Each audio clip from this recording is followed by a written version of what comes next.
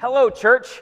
And when I say that, I mean the full embodiment of that word, church. The church as the body of Christ. The church representing Christ to this community. The church as small and transformative as it is big and connecting. You are church when we are embracing the idea that Christianity is a story of transformation.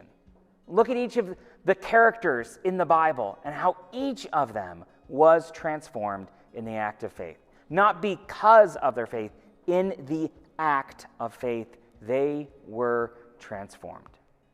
Well, we are in the midst of massive changes in the church and especially in the sanctuary. And the chaos is such an unmistakable metaphor for how we find hope in our lives.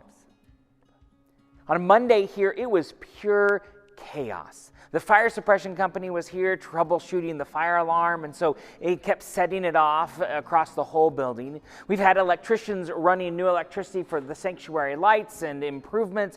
We've had that 32-foot lift all over the sanctuary, running cables, installing cameras, lights going up in the ceiling.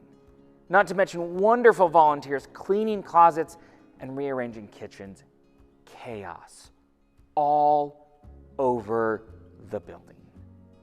And the reality of this changing moment is when you return to the physical building of your spiritual home, things aren't going to be where you left them.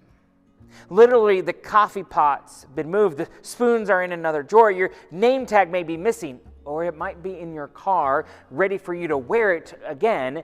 And with masks, we really need you to wear your name tags so we make sure we know who you are. There's some new staff you haven't met yet. Things are inherently going to be different. There aren't any offering plates. Now there's a giant big box for you to put your check in. Where do you find hope when the world has been turned upside down? What will you do when you can't find what you need? Well, I hope you don't throw a fit and leave. I hope you don't just walk out of the building angry.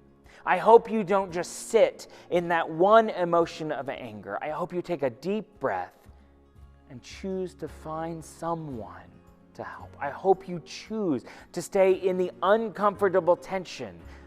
I hope you recognize that your emotions aren't about spoons, but about massive grief and loss we're all experiencing with the changes in society.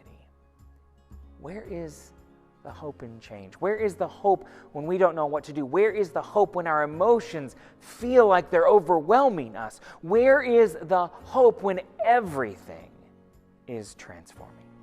Do you remember that story, that expedition that came to Montana in 1805?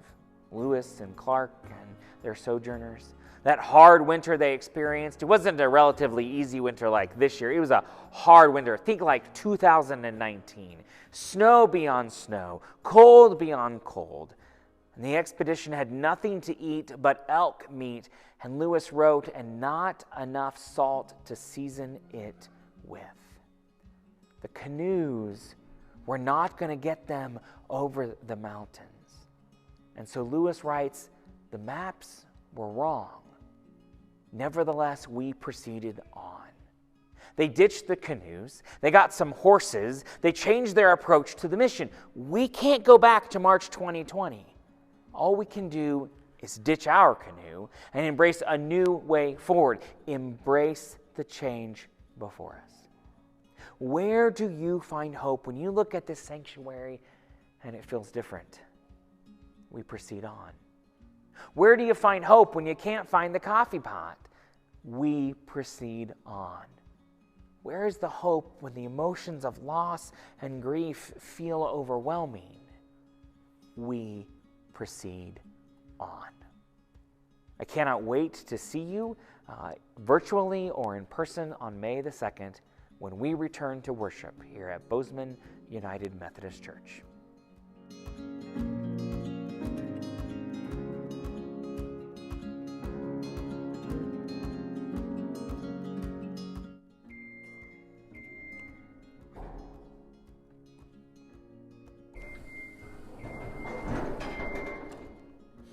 Okay, I'm done.